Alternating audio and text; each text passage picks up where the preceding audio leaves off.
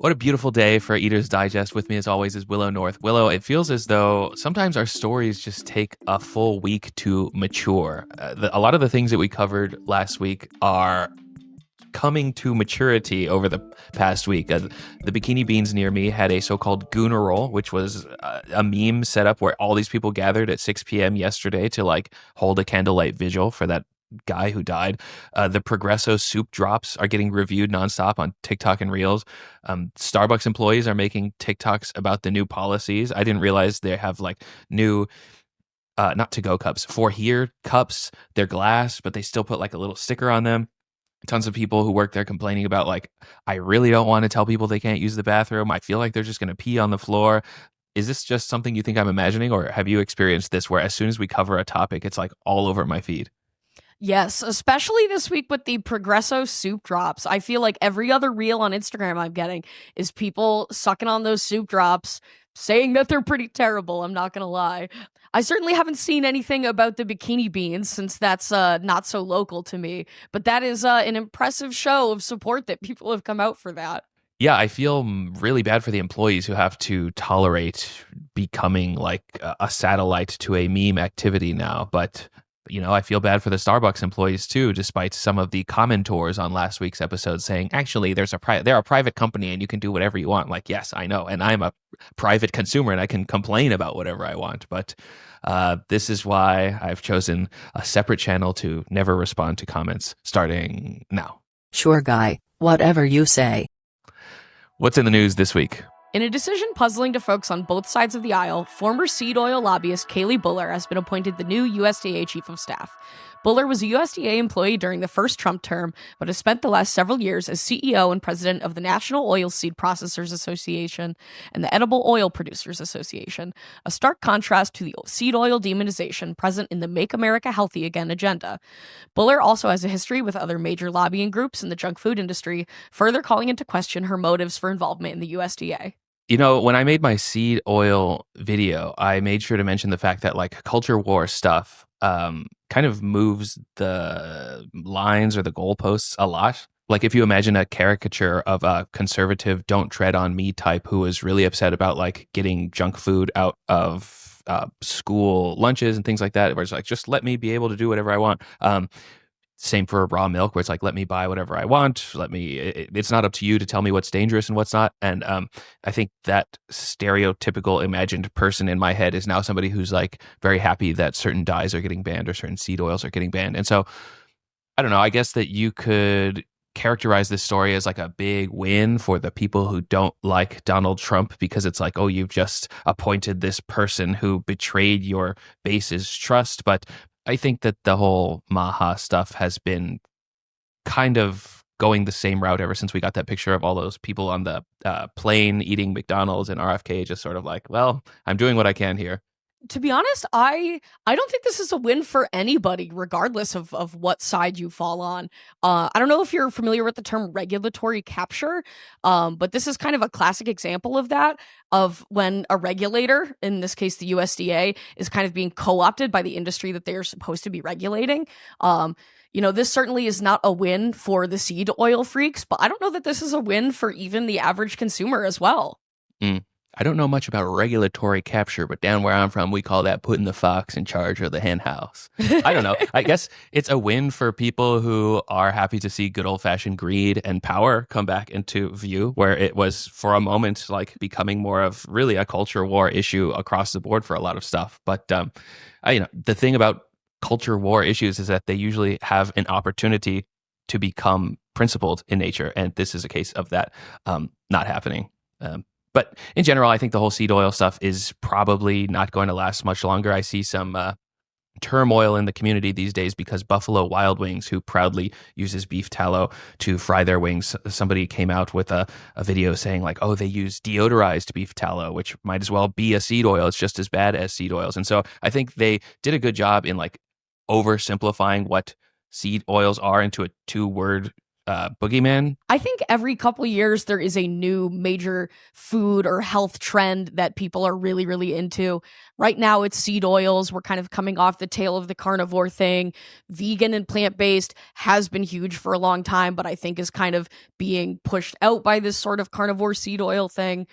Every couple years there's a new thing for people to be enraged about, and I think that we will no doubt see something else come out and emerge, and people won't be talking about seed oils in a few years. Adaptogenic CBD hot dogs next, maybe. So there's actually kind of a well-known food scientist who's been popping off on social media going by the name Hydroxide, and she's actually a member of our Patreon Discord server. So I'm going to throw it to her and see what she has to say about this.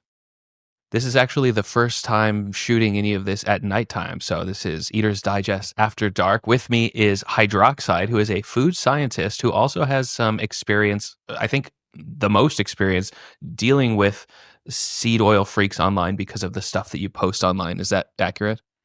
I would say that's potentially accurate, although I think your video had a wider reach, so we'll see about that. Luckily, my audience is mostly well-adjusted adults, and you choose to post on TikTok as well, which is inviting a sort of ire that I try to stay away from. Yes, I will say though the TikTok crowd is definitely easier to handle than the Reels crowd, so I'll say that for sure. That makes sense. So tell me, how does this story make you feel? Because usually when Willow and I feel out of our depths, we turn to somebody who's more educated and in the space itself to tell us how to feel about it. Well, if I'm creating a diagnosis, I would say that this definitely made me laugh a bit, especially because there is so much of a push to, especially with who may be potentially heading the Health and Human Services. There's a big push against seed oils. Like even during the inaugural ball, they were bragging that the menu was seed oil free, and then appointing someone who is essentially a lobbyist or has been not just part of an organization like this, but is heading an organization like the Oilseed. I forget the full name of it. National Oilseed Processors Association and Edible Oil Producers Association. Yes, that's what's so funny about being in the food industry is there will just be things like the Sugar Association or like the National Institute of Broccoli. It always cracks me up. I don't know why, but yeah, I was shocked when I read it. I thought maybe it's like we're living in onion times, I think this stands to be a really annoying thing to say in the presence of a professional, but I usually think about things in terms of culture, which could be viewed as like more vibes based than anything else. I don't think we've had a lot of great scientists ride the vibes wave other than like early era Bill Nye, who failed to do it, I think, the second time around. What's your take on just the general seed oil vibe right now? Do you see the trend dying out generally, or is it still as strong as ever? I think that the seed oils actually came up pretty fiercely, I feel. I remember hearing nothing about people caring about it until a few years ago, and then all of a sudden it was like just cranking up really quick. I do think it's probably just a response to the fact that like there's a lot of, processed, quote unquote, processed foods, aka like packaged goods or, your chips, your cookies, that kind of thing. Food companies do primarily use stuff like sunflower oil, canola oil, because it is usually cheaper and also has higher smoke points. There's a lot of functional reasons as well as cost reasons why these oils get used. And I think, I honestly think that a new piece of the food label gets picked out and extracted for how bad it is every few years. And I think, kind of pulling a thread between these ingredients and trying to find a unifying category to describe them. Because I saw one, what I really liked in your video was when you pointed out, like, is peanut oil a seed oil?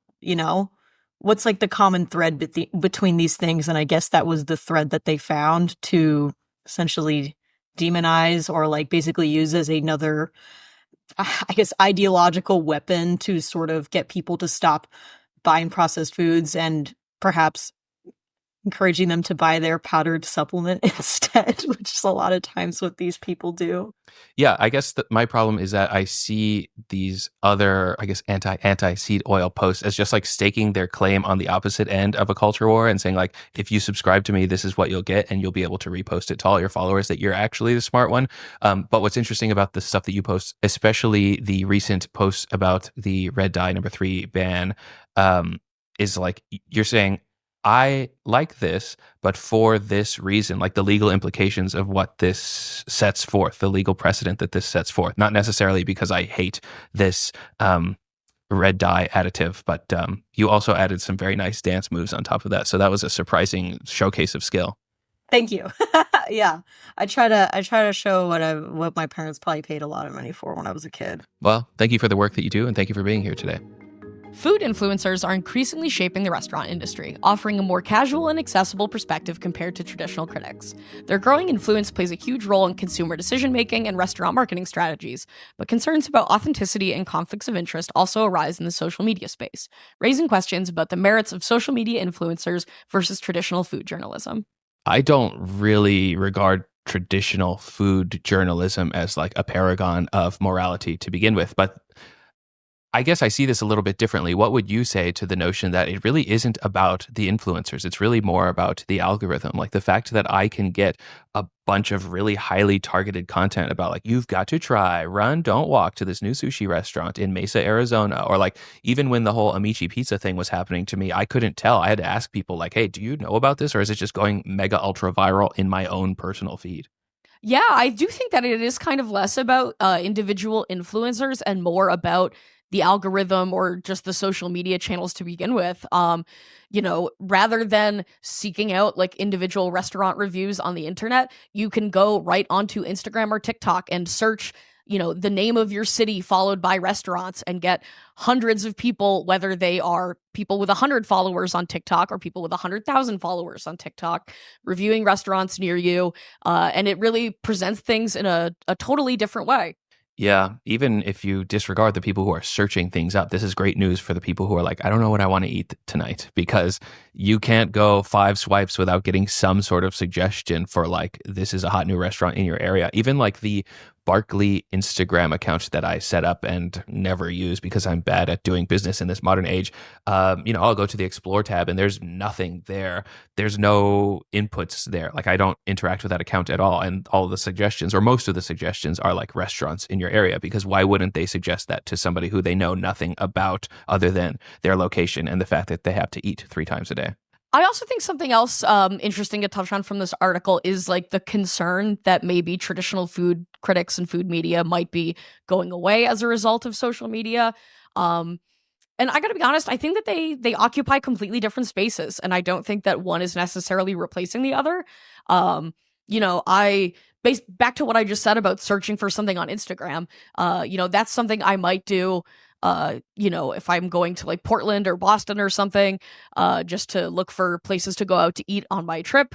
But as far as like a James Beard award-winning restaurant or a Michelin-starred restaurant, I wouldn't be seeking out information about that on social media necessarily.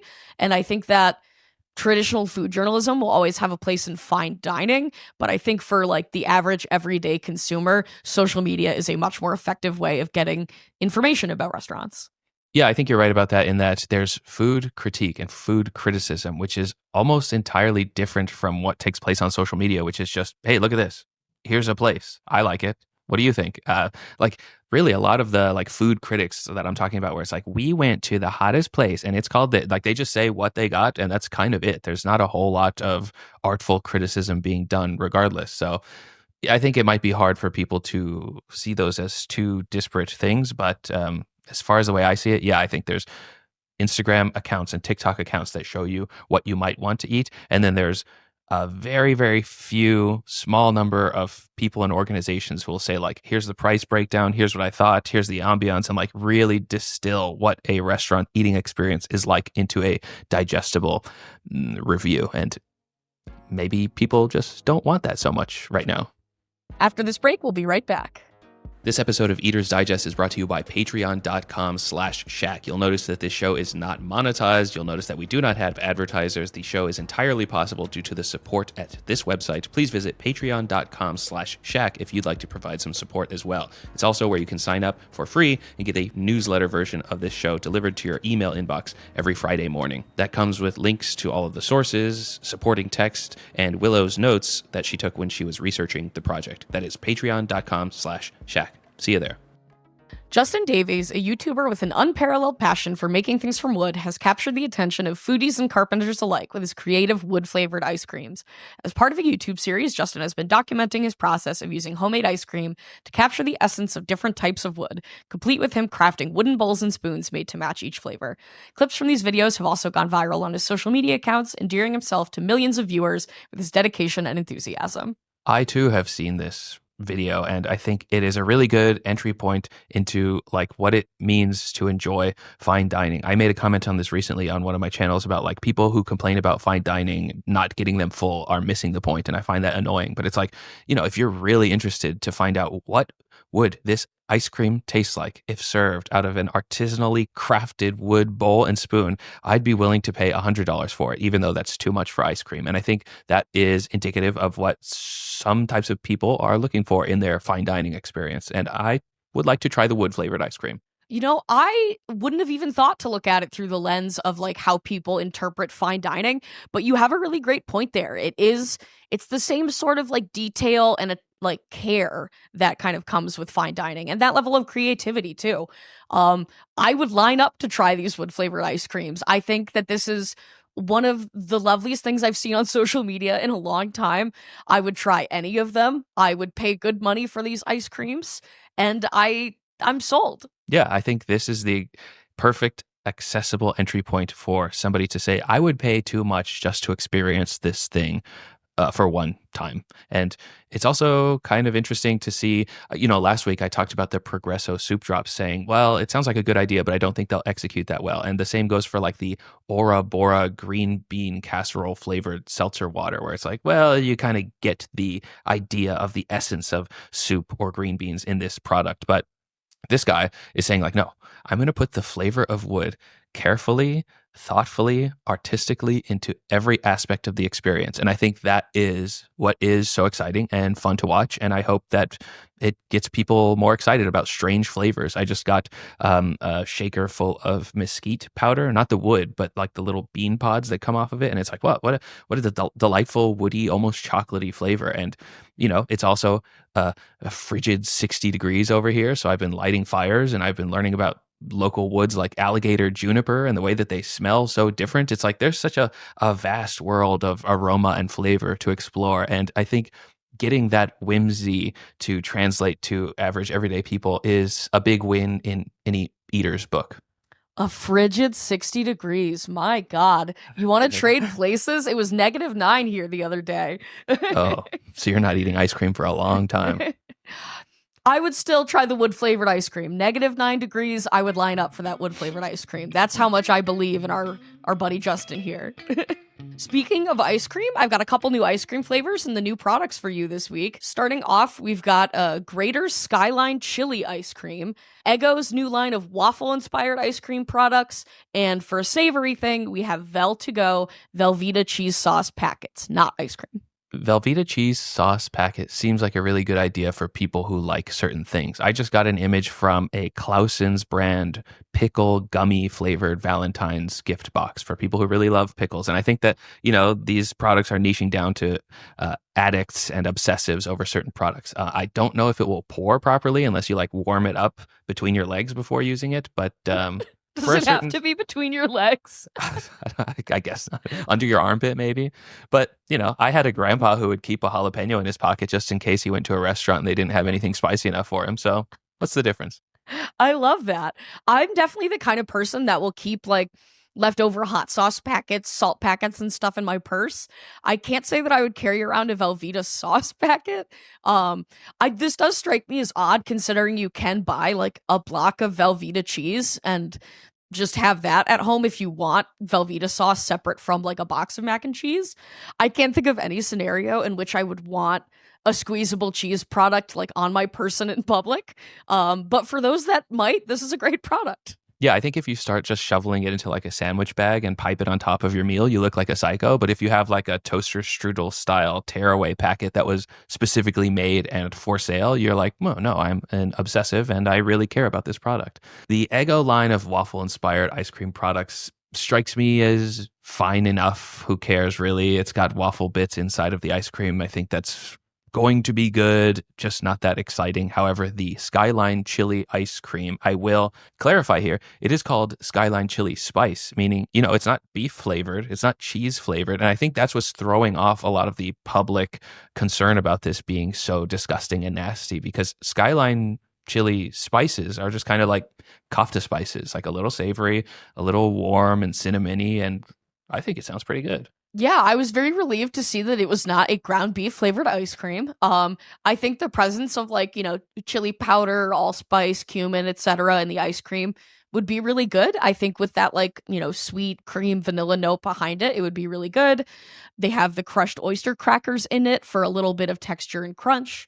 My first gut reaction was to be grossed out by this concept, but as soon as I actually read about it, I would try it. I feel like this goes back to the food critic story, because it's like, oh, these TikTokers, they're not even real critics. And yet we are on a news show and we're talking about a product that we won't ever even be able to try, as far as I know. So it's like, the rules are out the window. The borders around who's reputable and worth listening to are completely arbitrary. And I say, let's just go with it.